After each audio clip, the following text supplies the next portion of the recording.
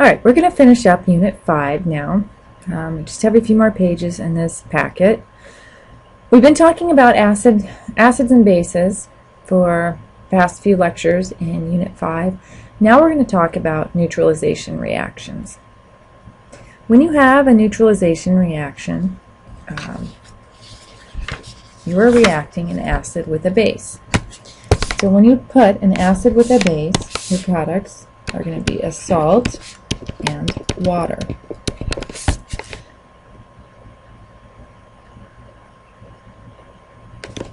This, when you put an acid and a base together, will result in a neutral solution the majority of the time.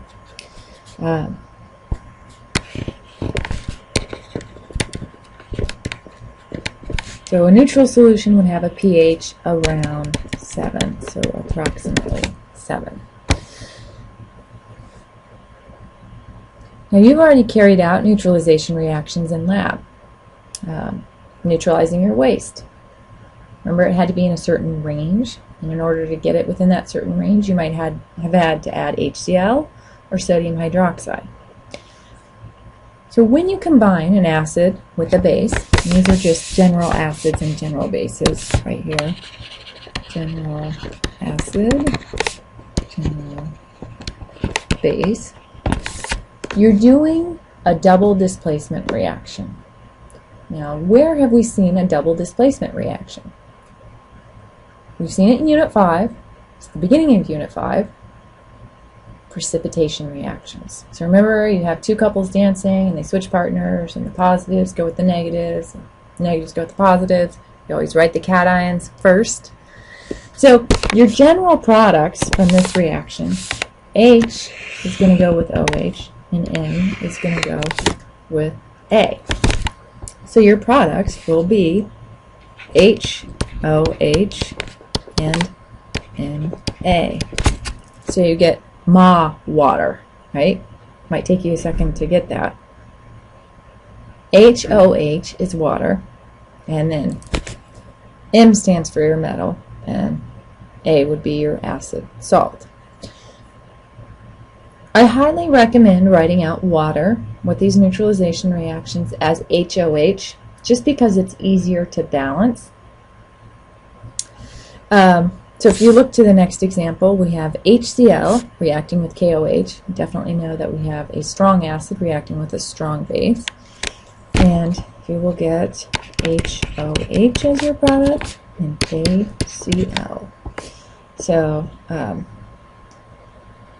if you're trying to think of how can I distinguish these reactions from precipitation reactions, because remember, with precipitation reactions you have to worry about, well, are they both aqueous? Is one solid, one aqueous? I need to know, otherwise I could get this problem wrong because it might be no reaction. When you have a neutralization reaction, look for water. If you see water being formed, then you know it's a neutralization reaction. So, and it will go. So you don't have to have a solid, you don't have to have a liquid. So this KCl would be aqueous, and then water would be a liquid by water since it's pure water. Or you could put AQ. But at first glance you might think this is no reaction because it's AQ, this is a double displacement. But since it's a neutralization reaction, it does go. So, neutralization reactions, depending on what acid and base you're using, will result in a neutral solution. I had a student one semester tell me that her high school teacher put HCl in one beaker and sodium hydroxide in another beaker. They were equal volumes, equal concentrations, poured them together in the same beaker, and then drank that solution. So what were they drinking? So if it was HCl and NaOH,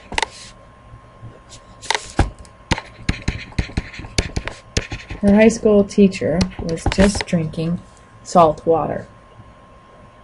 I don't think I would have the guts to do that, because you never know if something, did something get contaminated? I think it's impressive that they did this. It's a nice demonstration, but I'm too chicken to do that. Yeah. So anyways, back to neutralization reactions. I want you to predict the products of the following reactions. So write out the products. Again, write water is HOH.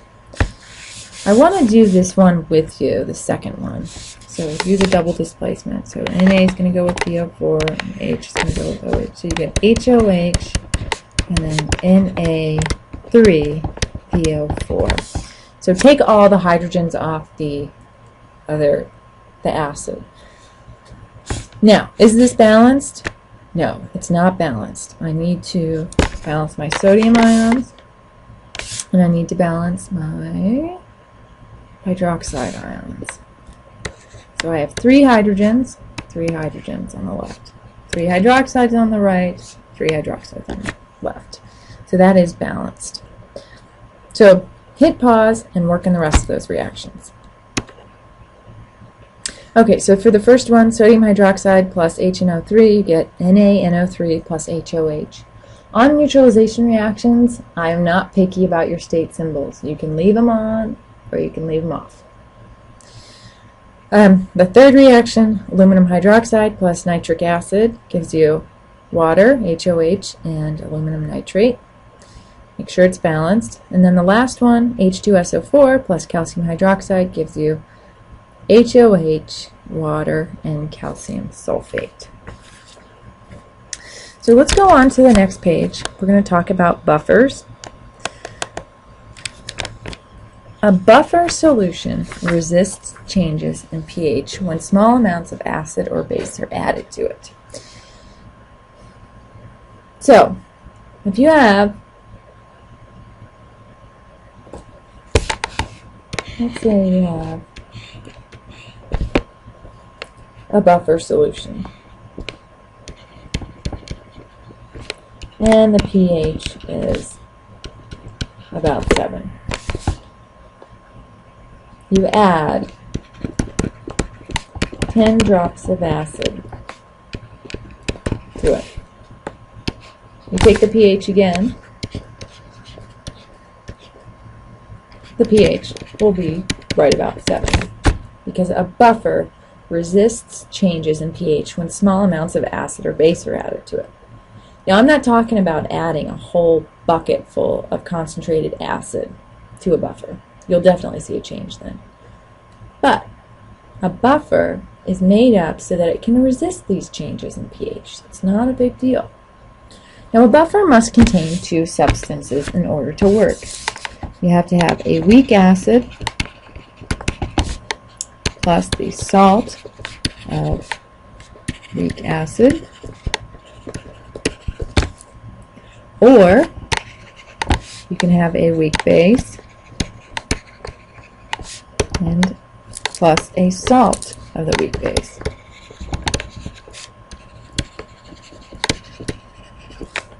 So here's an example of a buffer, HF. As a weak acid, a salt of that weak acid would be NaF.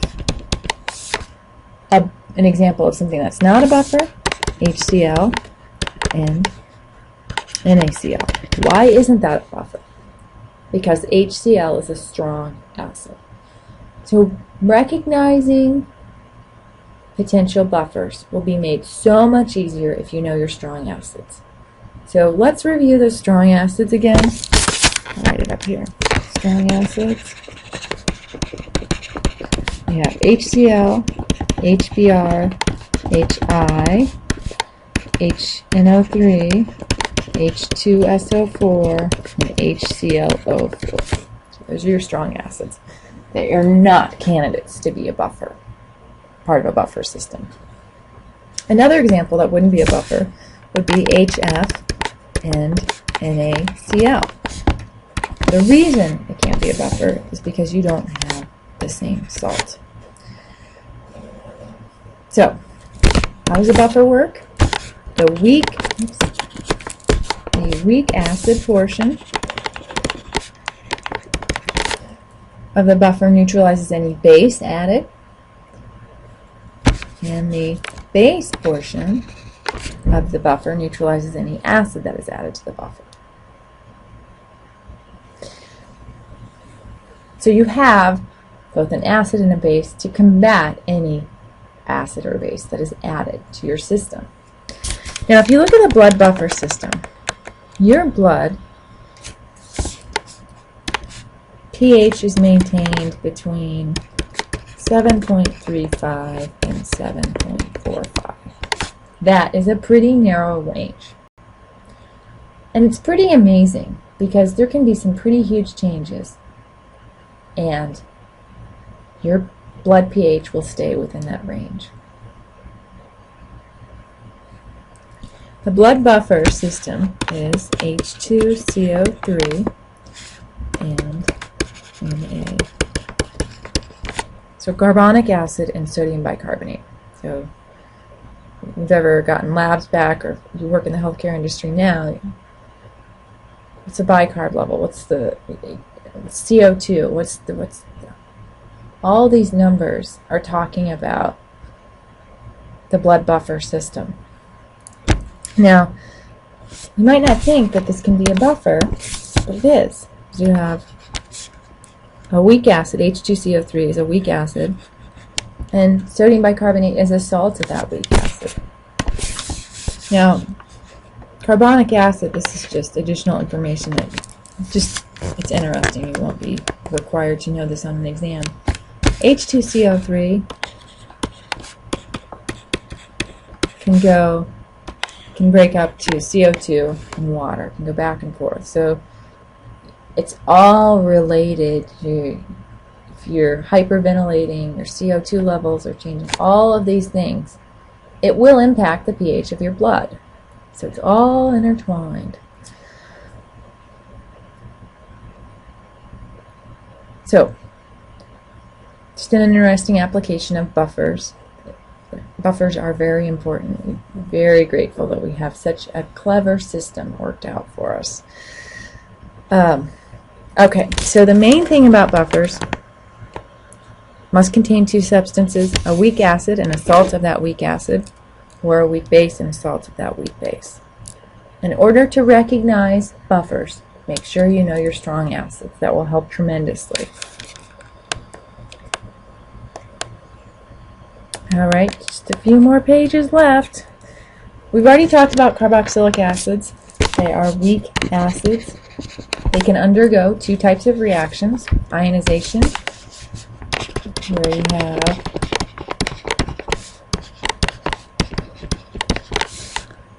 carboxylic acid plus water, and it breaks up into the ions. Now the reason I use the double-headed arrows is because it's a weak electrolyte or weak acid. The other type of reaction that you can see carboxylic acids undergo is neutralization, which makes sense. It's going to be a one-way arrow. So you're going to do the double displacement like we just did. You have a carboxylic acid plus a base. So your H and your OH will go here, and then Na will go here. So you'll get HOH and NaC2H3O2. So neutralization reaction for carboxylic acids produces a salt and water. Now, I have some reactions that I want you to practice involving carboxylic acids.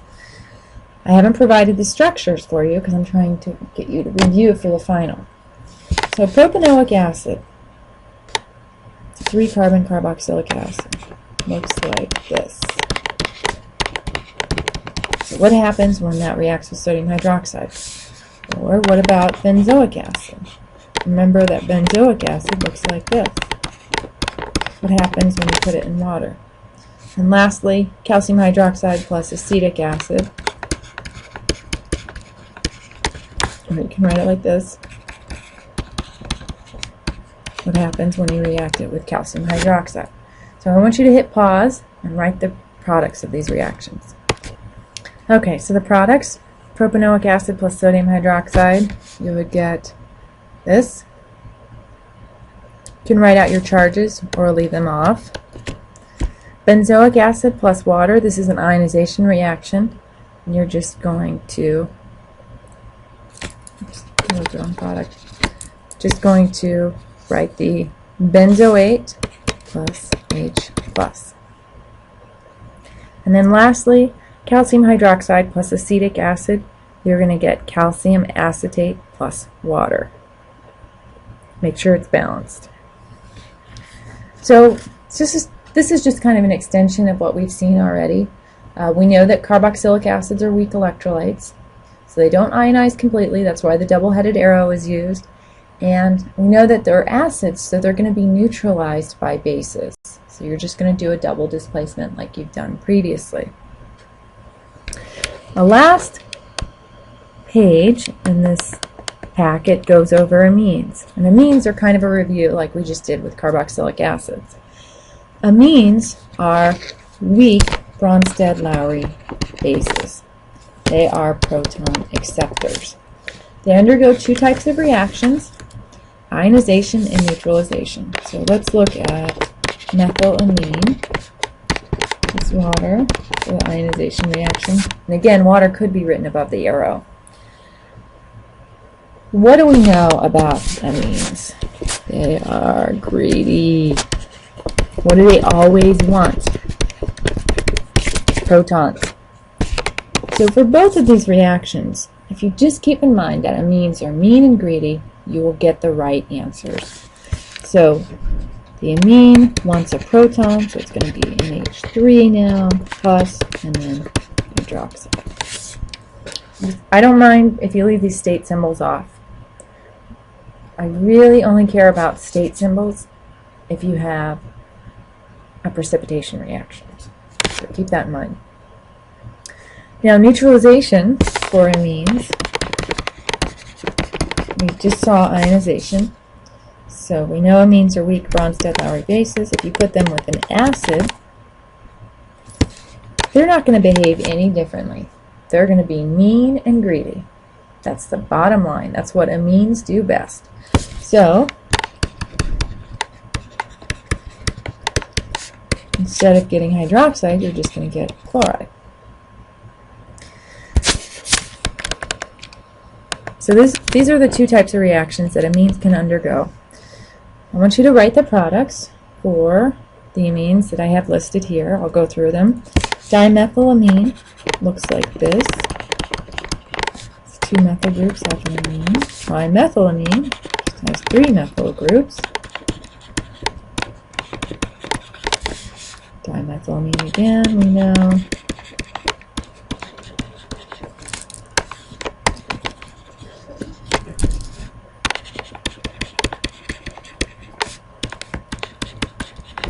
And then trimethylamine. So I want you to hit pause and work through these reactions. Okay, so all of the amines behave in the same way in all these reactions. They want protons, they get protons, they either take them from water or an acid. So dimethylamine, have these products, trimethylamine, this product. When you react it with nitric acid, get this. And then the last structure, I don't know what I was thinking when I drew that structure, trimethylamine. That was not trimethylamine. Trimethylamine, the correct structure is here. When you react it with phosphoric acid or H3PO4, you get this. And you do need to balance it. This one is a little beyond what we'll see, what I expect of you on quizzes and exams, but just to give you exposure that the 3 protons from the phosphoric acid will be transferred to the amine eventually. So, bottom line, amines are mean and greedy. Keep that in mind when you're working on these reactions. Practice, practice, practice, practice, practice, practice, practice. Unit 5 can be a doozy if you don't study. If you don't know your solubility rules, if you don't review the math part of it. There is a lot of content in Unit 5. So study, study, study. Work on the homework problems, work on the labs where they apply, and just have one more unit to go, and then we'll be done with the course. And I know you guys will be so sad to no longer have to listen to me talk, right? Anyways, do your homework, write down your questions. Until next time, which will be Unit 6.